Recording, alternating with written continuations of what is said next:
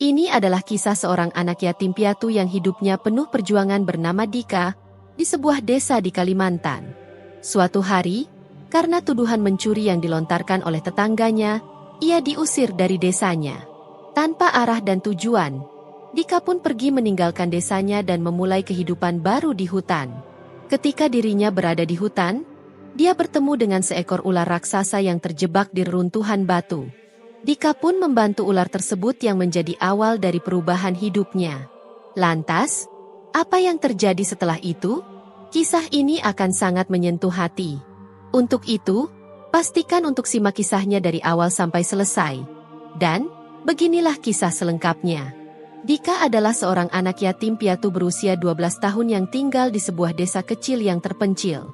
Kehidupannya penuh dengan lika-liku yang sulit sejak kedua orang tuanya meninggal dalam kecelakaan tragis ketika ia baru berusia 5 tahun. Kehilangan itu tidak hanya meninggalkan luka mendalam, tetapi juga memaksa Dika menjalani hidup yang berat tanpa dukungan keluarga. Ia tinggal seorang diri di rumah kecil peninggalan orang tuanya. Rumah itu sudah sangat tua dan hampir runtuh. Atapnya berlubang sehingga hujan dengan mudah masuk, dindingnya penuh retakan, dan lantainya hanya berupa tanah liat. Saat hujan turun, rumah itu menjadi basah dan dingin. Namun bagi Dika, itu adalah satu-satunya peninggalan yang mengingatkannya pada kasih sayang orang tuanya. Meskipun demikian, tetangganya sering mencemooh rumah itu, menyebutnya sebagai rumah reyot. Setiap hari, Dika bekerja keras untuk menyambung hidup. Dengan sebuah kotak kecil berisi alat semir sepatu, ia berjalan keliling desa menawarkan jasanya. Penghasilan yang ia dapatkan sangat sedikit, seringkali hanya cukup untuk membeli makanan sederhana. Selain itu, ia juga harus menanggung ejekan dari anak-anak seusianya. Mereka sering mengejek pakaiannya yang lusuh dan tubuhnya yang kurus. Dika si anak miskin adalah hinaan yang kerap ia dengar, bahkan disertai lemparan batu. Dika hanya bisa menahan air mata dan tetap berjalan, berusaha mengabaikan rasa sakit yang terus menghampirinya. Tetangga-tetangganya pun tidak ramah. Banyak dari mereka memandang Dika sebagai beban desa. Bahkan, ketika Dika mencoba menawarkan jasanya, beberapa orang menutup pintu di hadapannya. Di desa kecil yang cenderung tertutup itu, status seseorang seringkali dinilai dari kekayaan, dan Dika dianggap tidak memiliki nilai apa-apa. Suatu hari, saat Dika sedang menyemir sepatu seorang pedagang, sekelompok anak yang dipimpin oleh Bimo datang mengejeknya. Mereka berpura-pura meminta Dika menyemir sepatu. "Semir yang bersih ya Dika. Jangan sembarangan. Ini sepatu mahal, bukan sepatu lusuh seperti sepatumu," kata Bimo dengan nada merendahkan. Setelah selesai, bukannya membayar, mereka justru kabur sambil tertawa terbahak-bahak. Dika hanya bisa menatap kepergian mereka dengan hati yang pedih. Tidak hanya itu, perlakuan tidak adil juga datang dari tetangganya. Suatu kali, ketika Dika menjemur pakaian lusuhnya di depan rumah, seorang tetangga bernama Bu Ratmi memarahinya. "Jangan jemur di sini. Rumahmu sudah jelek. Jangan buat lingkungan ini tambah buruk," bentaknya dengan nada kasar. Dengan penuh rasa malu, Dika membawa kembali pakaian itu ke dalam rumahnya meskipun tahu pakaian tersebut tidak akan kering. Puncaknya, pada suatu sore saat Dika pulang dari bekerja, ia menemukan rumahnya telah dirusak oleh anak-anak nakal. Jendela yang sudah rapuh hancur, dan barang-barang di dalam rumahnya berantakan. Dika hanya bisa terduduk di lantai tanah. Air matanya mengalir deras. "Mengapa mereka memperlakukanku seperti ini?" bisiknya pelan, menggenggam erat perasaan sakit yang tak tertahankan. Setiap malam, Dika sering berbicara kepada kedua orang tuanya yang telah tiada. Ia menatap langit melalui celah di atap rumahnya yang bocor, berharap ada mukjizat yang akan datang. "Ayah, Ibu, kenapa hidupku seberat ini? Aku sudah berusaha, tapi kenapa semua orang membenciku?" bisiknya dengan suara yang bergetar, berharap ada jawaban dari langit yang sunyi. Hari itu, seperti biasa, Dika pulang ke rumah kecilnya setelah seharian berkeliling desa menyemir sepatu. Tubuhnya lelah, dan hasil kerjanya hari itu hanya cukup untuk membeli sebungkus nasi sederhana yang akan menjadi makan malamnya. Namun, ketika ia mendekati rumahnya, pemandangan yang tak biasa membuat langkahnya terhenti. Sekelompok orang berkumpul di depan pintu rumahnya, berbicara dengan suara keras. Di tengah kerumunan itu, berdiri Bu Ratmi, tetangga yang terkenal galak dan sering memarahi Dika. "Lihat anak ini, tidak ada yang bisa dipercaya dari seorang anak miskin seperti dia," seru Bu Ratmi dengan wajah penuh amarah. Dika mendekat dengan hati-hati, memegang erat kotak kecil berisi alat semir sepatunya. Dengan suara pelan, ia bertanya, "Ada apa, Bu Ratmi?" Bu Ratmi segera menuding Dika dengan jari telunjuknya. "Uangku hilang. Aku yakin kamu yang mencurinya. Siapa lagi kalau bukan kamu? Anak yatim seperti kamu pasti nekat mencari uang dengan cara apapun." Dika tertegun. Ia tidak percaya mendengar tuduhan itu. "Bukan saya, Bu. Saya tidak tahu apa-apa tentang uang ibu," jawabnya dengan suara bergetar. Namun, kerumunan orang mulai bergumam, saling bertukar pandangan, dan beberapa bahkan tampak setuju dengan tuduhan Bu Ratmi. "Siapa lagi kalau bukan dia? Dia kan tidak punya siapa-siapa. Anak seperti dia pasti akan melakukan apa saja demi bertahan hidup," kata salah satu tetangga. "Ayo periksa rumahnya," usul seseorang dari kerumunan, dan tanpa menunggu izin, mereka menerobos masuk rumah Dika. Orang-orang itu mengobrak-abrik isi rumah kecil Dika. Mereka membuka lemari kayu yang tua, membalikan tikar lusuh yang menjadi tempat tidurnya, bahkan memeriksa kotak kecil tempat Dika menyimpan uang hasil kerjanya. Namun, mereka tidak menemukan apapun. "Lihat, tidak ada apa-apa di sini," kata Dika, mencoba menjelaskan dengan suara lirih. "Saya tidak mencuri uang siapapun. Saya hanya bekerja menyemir sepatu." Namun, Bu Ratmi tetap tidak percaya.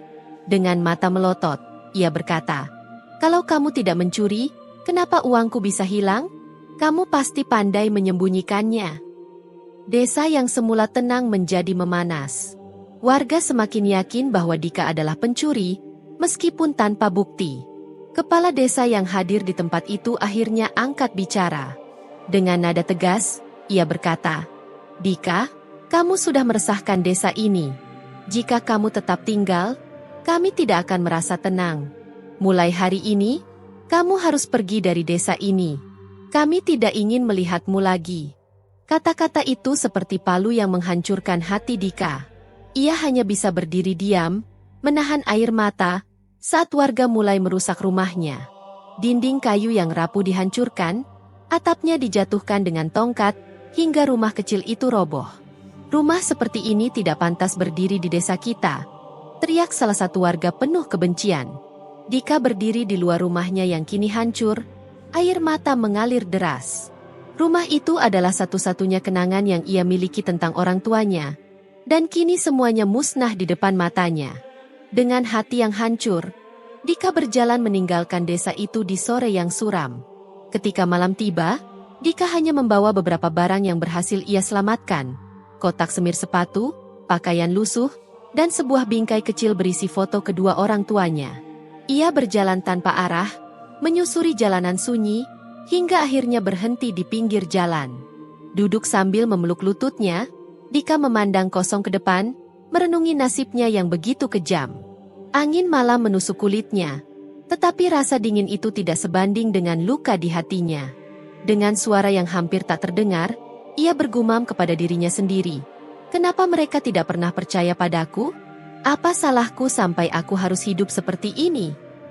Untuk pertama kalinya dalam hidupnya, Dika merasakan rasa bersalah yang mendalam. Untuk pertama kalinya, ia benar-benar merasa putus asa. Tidak ada tempat untuk pulang, tidak ada yang peduli padanya, dan ia tidak tahu kemana harus melangkah. Di tengah malam yang gelap, hanya suara jangkrik dan desiran dedaunan tertiup angin yang menemaninya.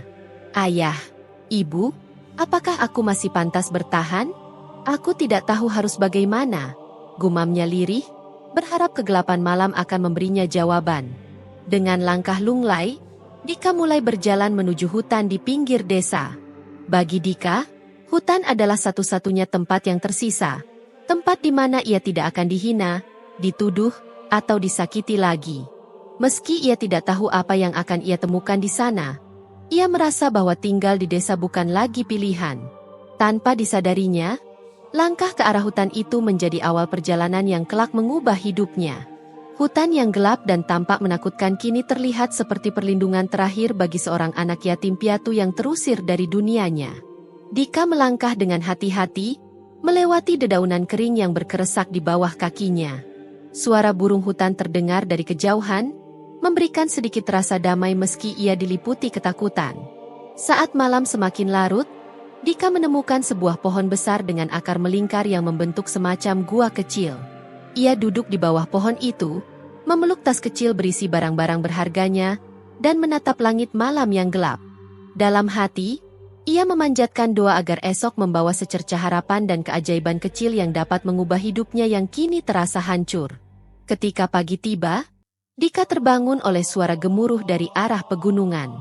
Penasaran, ia mengikuti suara itu dengan langkah hati-hati.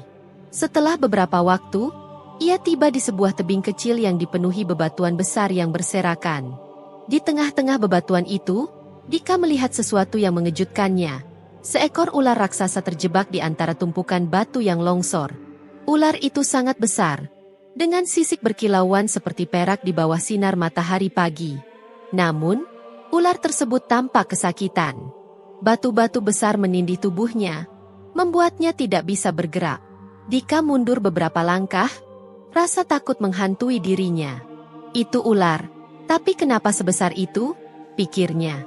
Ia ingin lari, tetapi sesuatu pada mata ular itu membuatnya terdiam. Mata besar penuh rasa sakit dan keputusasaan itu membuat Dika teringat pada dirinya sendiri. Perlahan, rasa takutnya berubah menjadi rasa iba. Ia terlihat sangat menderita, gumam Dika pelan. Dengan langkah ragu-ragu, ia mendekati ular itu. Tangan kecilnya gemetar, tetapi ia mencoba memberanikan diri. "Aku tidak tahu apakah kamu akan menyerangku setelah aku menolongmu," katanya lirih, seolah-olah ular itu bisa mengerti. "Tapi aku tahu bagaimana rasanya sendirian dan tidak ada yang peduli." Dika mulai mengangkat batu-batu yang menindih tubuh ular itu satu persatu. Batu-batu itu berat, beberapa bahkan terlalu besar untuk diangkat oleh Dika seorang diri. Namun, ia tidak menyerah. Dengan seluruh kekuatan yang dimilikinya, ia terus bekerja. Setelah berjam-jam, akhirnya Dika berhasil membebaskan ular itu. Ular raksasa itu perlahan bergerak, melepaskan tubuhnya dari tumpukan batu. Dika segera mundur, mengira ular itu akan menyerangnya.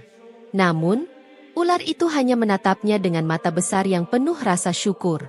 Tidak ada gerakan agresif, tidak ada suara mengancam. Ular itu hanya diam, mengamati Dika dengan tenang.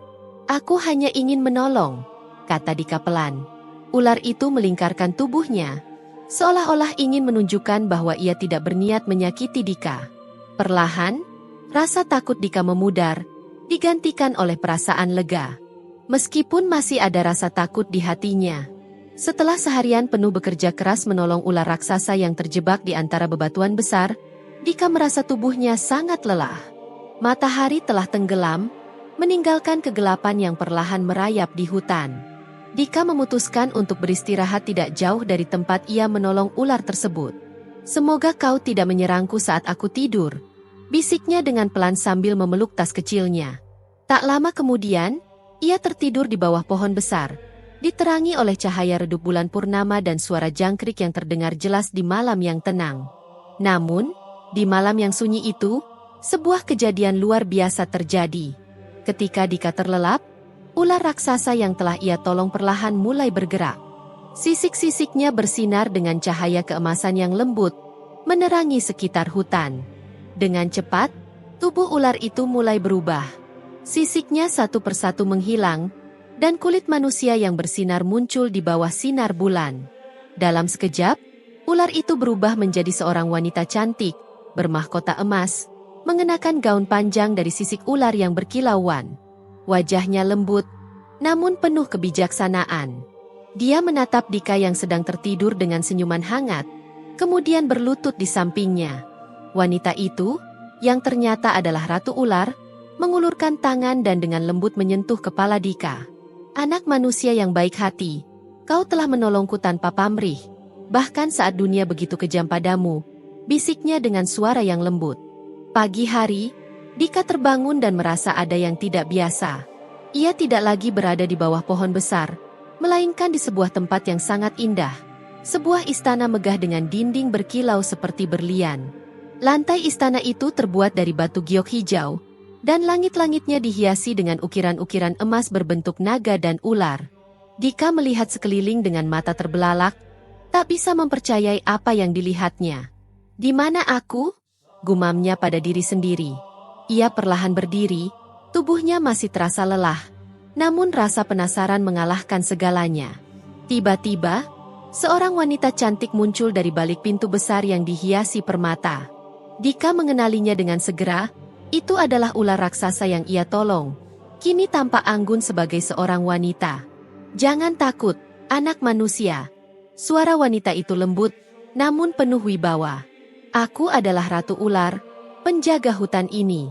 Kau telah menolongku dari kematian, dan aku tidak akan melupakan kebaikanmu."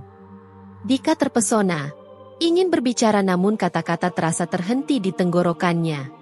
Ratu Ular mendekat dan menatapnya dengan mata penuh kasih. "Kau telah menderita banyak hal dalam hidupmu. Dunia manusia telah berlaku tidak adil padamu, namun kebaikan hatimu tetap bersinar.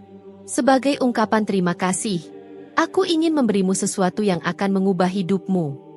Ia mengulurkan tangan, dan tiba-tiba muncul 3 sisik ular yang berkilau seperti berlian di telapak tangannya. "Bawa ini bersamamu. Di dunia manusia, sisik-sisik ini akan berubah menjadi berlian yang sangat berharga. Gunakanlah untuk memulai hidup baru." Dika menerima sisik tersebut dengan tangan gemetar, tak tahu harus berkata apa. "Aku tidak tahu bagaimana membalas kebaikan ini yang mulia," ucapnya pelan. Ratu Ular tersenyum lembut. "Kau tidak perlu membalas apapun, Dika. Aku hanya berharap kau akan menggunakan hadiah ini untuk kebaikan, bukan untuk membalas dendam kepada mereka yang menyakitimu. Dunia manusia bisa sangat kejam, tetapi kau harus tetap menjaga hatimu yang baik." Ratu Ular mengajak Dika berkeliling istananya. Dika melihat banyak hal menakjubkan yang tak pernah ia bayangkan sebelumnya. Sebuah taman dengan bunga-bunga yang bersinar dalam kegelapan, kolam yang memantulkan warna-warna pelangi, dan makhluk-makhluk ajaib yang hidup damai di sana. Hari itu terasa seperti mimpi, tempat yang penuh keindahan dan kedamaian. Di tempat ini, Dika merasa diterima, tanpa ada yang menghina atau menyakitinya. Namun, Ratu Ular memberitahunya bahwa ia tidak bisa tinggal di istana tersebut selamanya. "Waktumu di sini terbatas, Dika," katanya. "1 hari di istanaku setara dengan 1 tahun di dunia manusia. Ketika kau kembali, hidupmu akan berubah selamanya." Ketika saatnya tiba untuk kembali, Dika merasa berat hati meninggalkan istana itu. Namun, ia tahu bahwa ia harus kembali ke dunia manusia dan memulai hidup baru. Ratu Ular mengantar Dika sampai ke gerbang hutan. "Jaga dirimu baik-baik, anak manusia," katanya. "Ingatlah bahwa kebaikan hati akan selalu dihargai." Dengan kata-kata tersebut, Ratu Ular menghilang ke dalam hutan, meninggalkan Dika dengan sisik ular yang berkilau di tangannya dan kenangan indah tentang malam ajaib yang telah mengubah hidupnya selamanya. Dika kembali dari hutan dengan hati yang dipenuhi rasa syukur dan harapan baru. Cahaya pagi menyinari wajahnya saat ia melangkah keluar dari bayang-bayang pepohonan. Di tangannya, ia menggenggam erat 3 sisik ular yang diberikan oleh Ratu Ular. Sisik-sisik itu berkilauan seperti berlian di bawah sinar matahari, memancarkan cahaya yang hampir magis. Dengan langkah ragu, Dika berjalan keluar hutan menuju desa terdekat. Meski rasa cemas menghinggapi dirinya, ia tak membiarkan ketakutan menguasainya. Bagaimana jika warga desanya tidak mengenaliku lagi? Bagaimana jika mereka tidak mempercayai cerita tentang sisik ajaib ini? Pikirnya. Namun, Dika tetap melangkah dengan kepala tegak, membawa sisik-sisik itu kepada seorang pedagang permata yang terkenal jujur. Pedagang itu hampir menjatuhkan kacamatanya ketika melihat sisik ular di tangan Dika. "Ini bukan permata biasa," serunya. "Ini lebih berharga daripada berlian yang pernah saya lihat." Pedagang itu segera menghubungkan Dika dengan seorang kolektor kaya dari kota besar. Dalam waktu singkat, Dika berhasil menjual salah satu sisik ular itu dengan harga yang luar biasa tinggi. Dengan uang yang didapat, Dika akhirnya bisa memulai hidup barunya. sesuatu yang tak pernah ia bayangkan sebelumnya. Dengan kekayaan baru yang dimilikinya, Dika memutuskan untuk kembali ke tanah bekas rumahnya yang telah dihancurkan oleh para tetangganya. Meskipun tempat itu penuh kenangan pahit, ia merasa itu adalah tempat yang tepat untuk memulai hidupnya kembali. Dengan uang yang ia miliki, Dika membeli tanah tersebut dan membangun rumah yang kokoh dan nyaman. Namun, kekayaannya menimbulkan banyak tanda tanya di kalangan tetangganya. Orang-orang mulai bergunjing, bertanya-tanya dari mana Dika mendapatkan harta sebanyak itu. Dia pasti mencuri, tuduh salah satu tetangga yang dulu sering menghina Dika. Bagaimana mungkin seorang yatim piatu yang miskin tiba-tiba memiliki rumah sebesar itu? Desas-desus itu menyebar cepat, bahkan beberapa tetangga mencoba memfitnah Dika agar ia kembali diusir dari desa. Namun Dika tetap diam dan tidak membalas kebencian mereka. Ia hanya fokus pada kehidupannya yang baru dan terus membantu siapapun yang membutuhkan. Beberapa bulan setelah Dika kembali ke desanya, sebuah bencana yang tak terduga terjadi. Hujan deras mengguyur desa selama berminggu-minggu, menyebabkan sungai di dekat desa meluap. Banjir bandang melanda desa, menghancurkan banyak rumah dan merenggut nyawa hewan ternak. Namun, hanya rumah Dika yang tetap kokoh berdiri. Dengan lokasi yang strategis dan struktur bangunannya yang kuat, rumah Dika menjadi tempat perlindungan bagi banyak warga desa yang kehilangan tempat tinggal.